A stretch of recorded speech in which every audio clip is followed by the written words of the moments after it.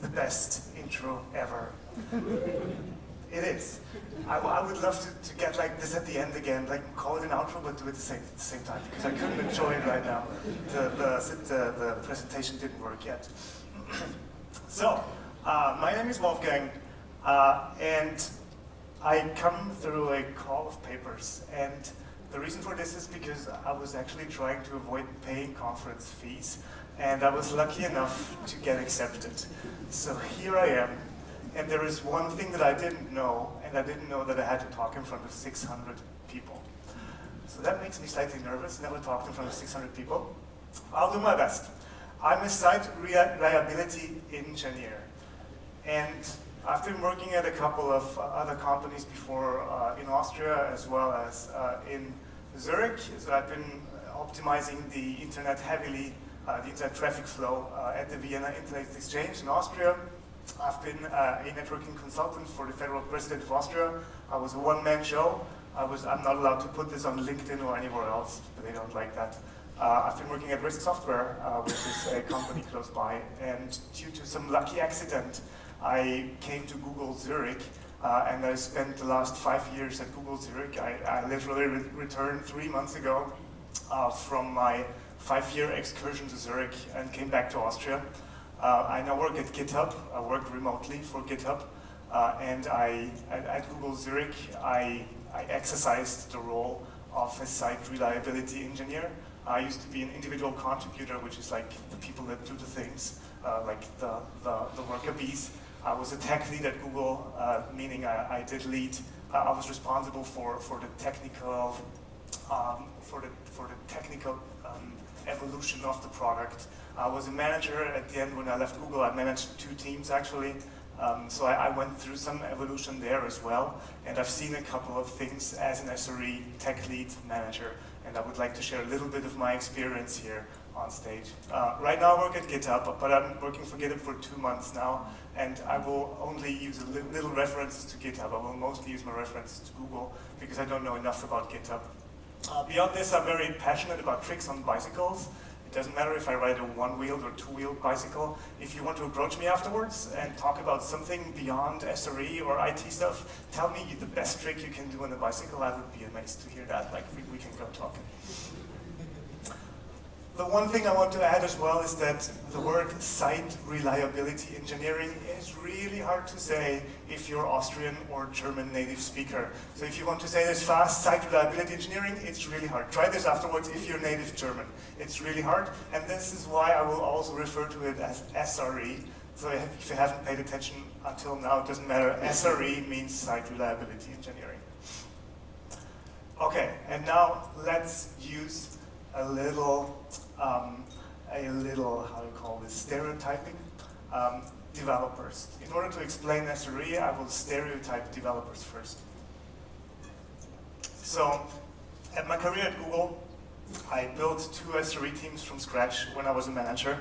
And the second team I built, I approached the dev team and the dev developer team, right? The developer team was building a solution that had to sit on customer premises. Very unusual for Google. Usually they have like their big data centers, but this solution required a couple of physical machines be at customers' premises, and they couldn't use Google technology therefore.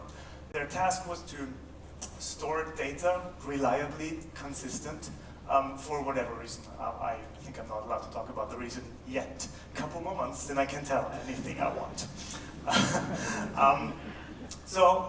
When we approached this team, we as SRE team approached them and said, look, can you tell me what you're doing there? And they were like, yeah, we have to store this reliably. And we said, what solution are you using? And they said, we're using Redis.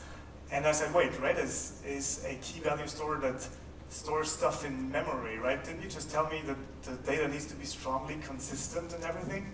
And they were like, yeah. And that's why we flush to disk every 15 seconds. And they're like, oh, wait a moment. No, we have performance issues, so we're flushing to disk every 2 minutes. And I was like, guys, this is wrong, right? This is wrong for several reasons. And when I rehearsed this talk with my colleague from GitHub, he was like, oh, at my previous company, we had the exactly same solution. So I want to do a show of hands for anybody who is guilty of doing the same thing here. But guys, power outages, They're a reality, they happen, right? And I mean, this is just inevitable that you will lose data if you build a solution like this. What I want to say by using stereotyping here is developers are optimists. And this kind of like piggybacks on Heidi's talk in the morning. Developers are optimists because they get a problem, they find a great solution, and they're very proud of their solution, and this is fair, right? You need to build a solution that solves your problem. This is absolutely fair and great, but what you need is your counterparts. You need pessimists as counterparts. And this is what Site Reliability Engineering, SRE, is about. I knew that would come. That is what SRE is about. We are pessimists. What's the difference to DevOps? I actually don't really know what DevOps means. I think there are many interpretations what DevOps means. I know quite well what SRE means. I've been at Google for 5 years, as I said, and I have this culture injected into my heart. Google claims to have invented SRE. Also, I think the term comes from Google. So I will talk about SRE and just ignore that DevOps exists.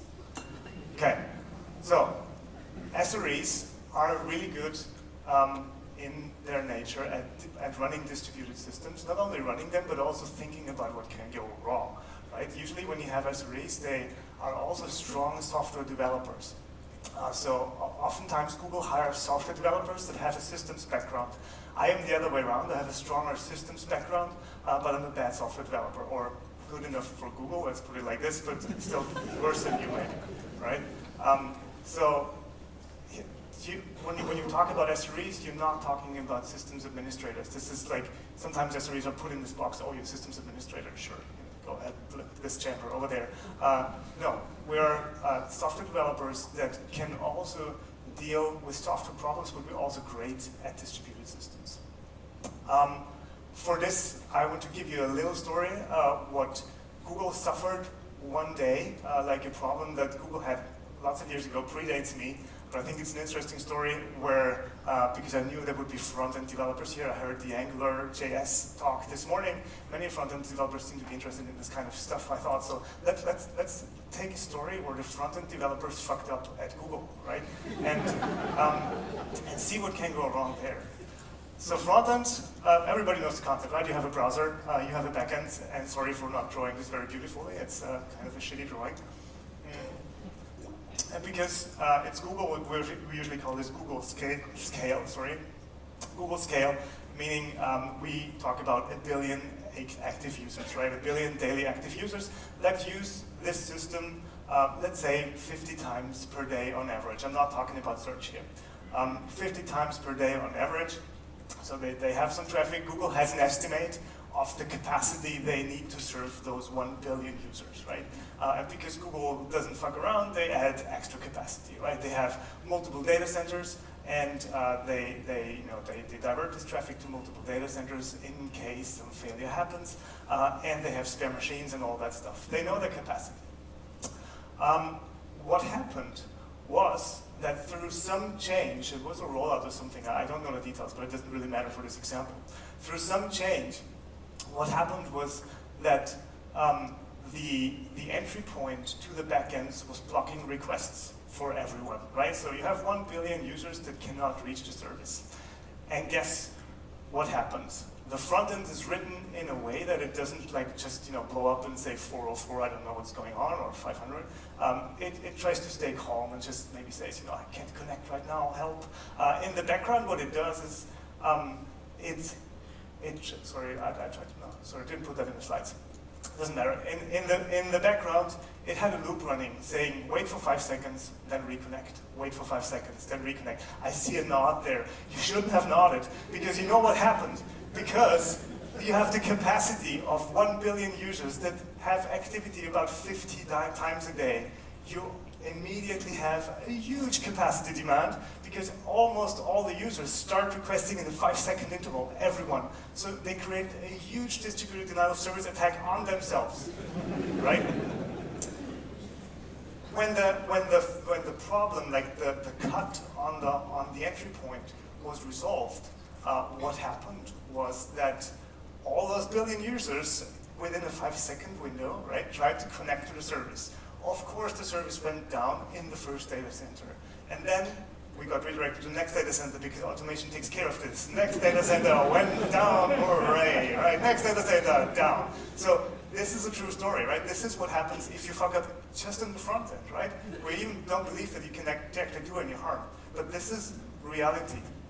And this is just an example where site reliability engineering, first off, learned something, but not only for themselves, but also for the whole company. I'll go into a little bit more detail later. Also, we're talking about scale at this conference. I just added this very bad slide this morning when I heard we're talking about scale here. When is site reliability engineering the right thing for your company? If you're a startup with 3 people, you probably don't want to hire an SRE at this point of time, right? You may have this grumpy guy sitting in the corner being grumpy all day anyways, and maybe this guy has all these thoughts about what's going wrong anyways, right? But as soon as your company grows to a certain point where you cannot afford going down for a long time, you want to make sure you hire grumpy SREs. Reason for this is because your business cannot afford to live on hope, right? You're basically hoping for the best. If you install a group that deals with failure, that thinks about what can possibly go wrong, and anything can go wrong on a computer system, as you all know. But there might be wishful thinking that, we have 3 servers and it's going to be fine. Maybe it's not, right? Maybe ordering new servers, we're talking about cloud today, ordering new servers could be like a thing of seconds, but it could also take a long time. If we're talking about physical data centers like GitHub has it, right? GitHub runs on physical data centers. GitHub cannot easily go over capacity because extending capacity takes some time, for example. So if your company is big enough and you don't have the grumpy team in whatever you call them, you don't need to call them SREs. If you don't have the grumpy team, think about getting this team that thinks and deals and exercises risk and failure. I also quickly want to talk about trust because I put it in the call for papers. As I said, I did build 2 SRE teams from scratch. The way this works at Google is that you usually have a developer formation of around 60 people, 60-ish people that are in need of site reliability engineers because their product becomes important or because their on-call is completely busted or various reasons, right?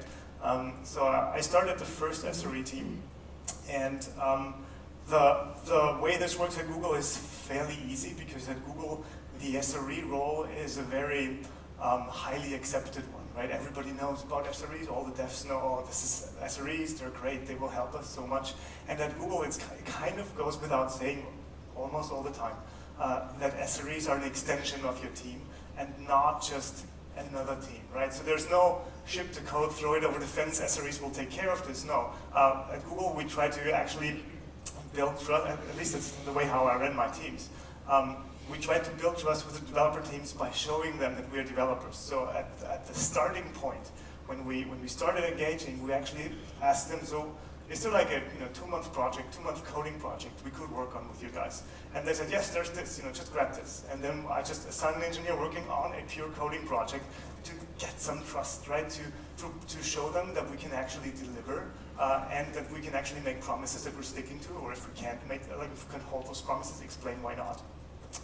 Starting with this, we would slowly go into the grumpy role, right? And show them things where they might have been aware of, but they didn't have time to think about it or time to work on this. So this is the approach that I took at Google, which was in both cases very successful, and teams appreciated working with us. It's different at GitHub. The reason why it's different at GitHub is because the SRE discipline is new at GitHub.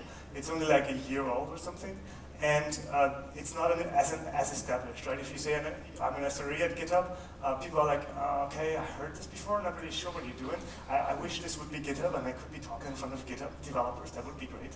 Haven't had that chance yet. So at GitHub, this is harder to do, also because as the role being new, they're trying to find their base, they're trying to establish trust with teams.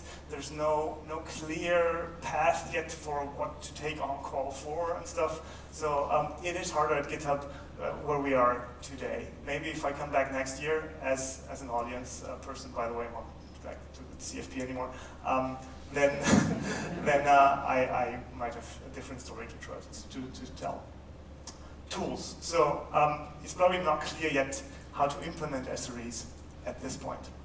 The slide is a little dry. It's like an enumeration of things, and I will go through all the things.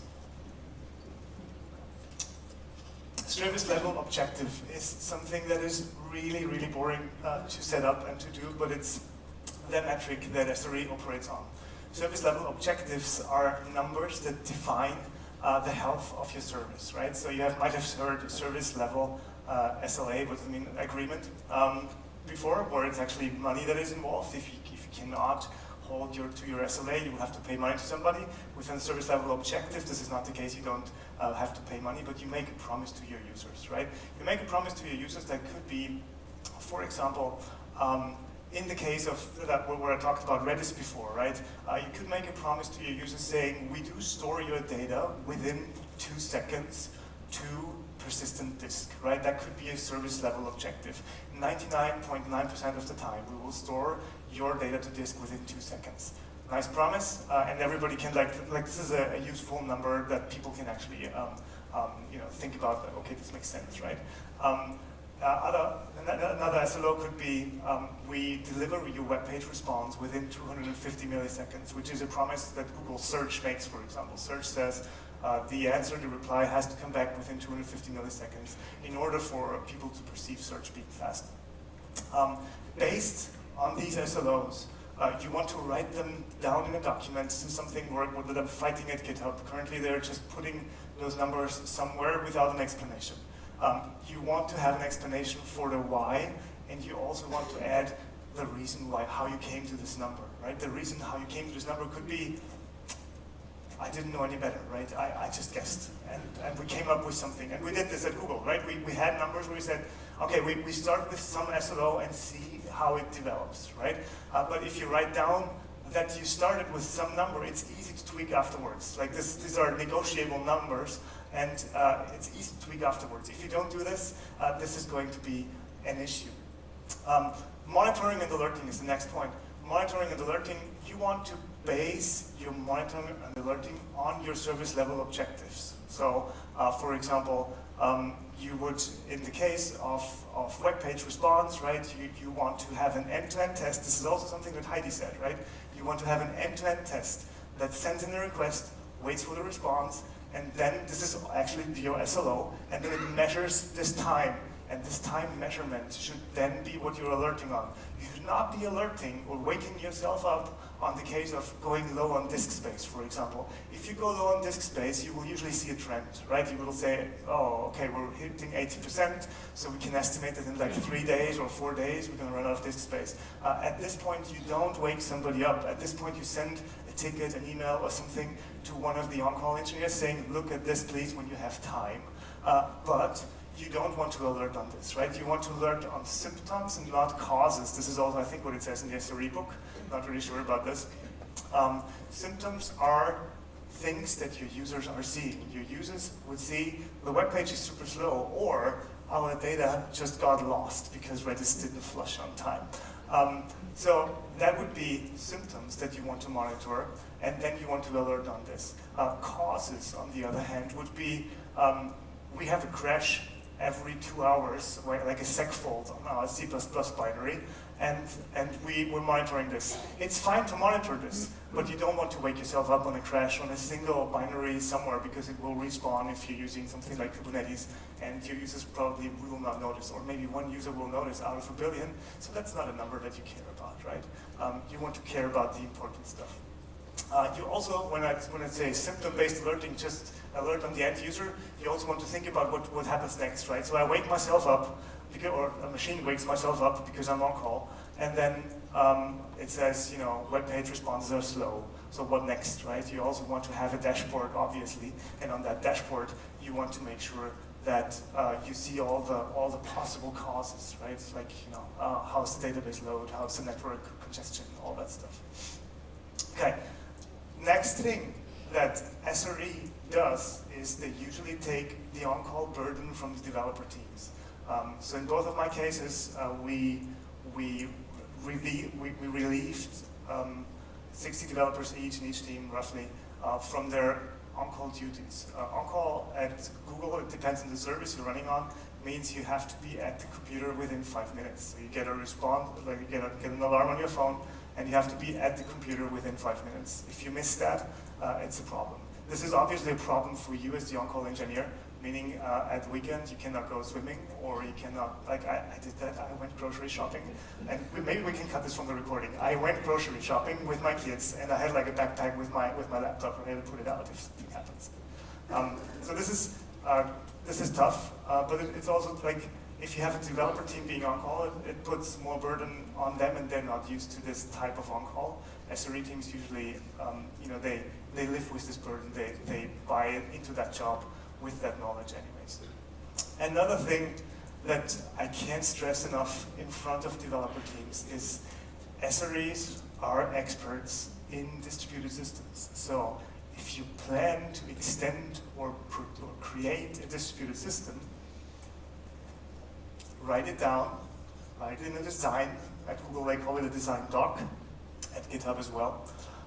Write it in a design, and then show that design to your fellow SRE team. And they will comment on this. Don't fear those comments, it's well meant, right? They want to help you. Case in point, we had a probing system for a feature for something. And the developers came up with this concept. It was rather complicated, hard to understand at first. They wrote it down, they approached us by themselves, which is what you want to aim for as an SRE team. They should come to you instead of you asking, is there a design, is there a design? And they came to us, and we read through this, and once we understood it, we called in a meeting with them, and we brought up an alternative solution that they bought into, and we saved them literally between 200 and 400 hours of development time, just because we had more knowledge about existing systems at Google. They didn't know about an existing system they could reuse. Plus, we just had a simpler approach.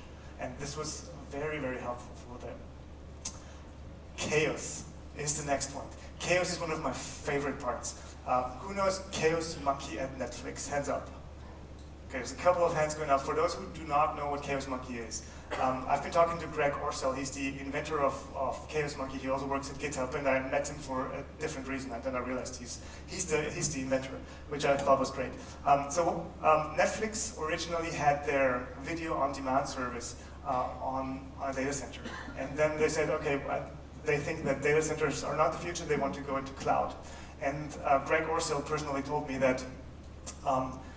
There was a lot of fear within the developers that cloud would be inherently more unstable, and therefore they would just fear that cloud would kind of work less good, right? So he had the idea of, well, why not make this perception a reality, and let's just constantly break cloud for our developers. So what happened is, he wrote a thing called the Chaos Monkey. He told me that he didn't come up with the name, which he's very sorry about.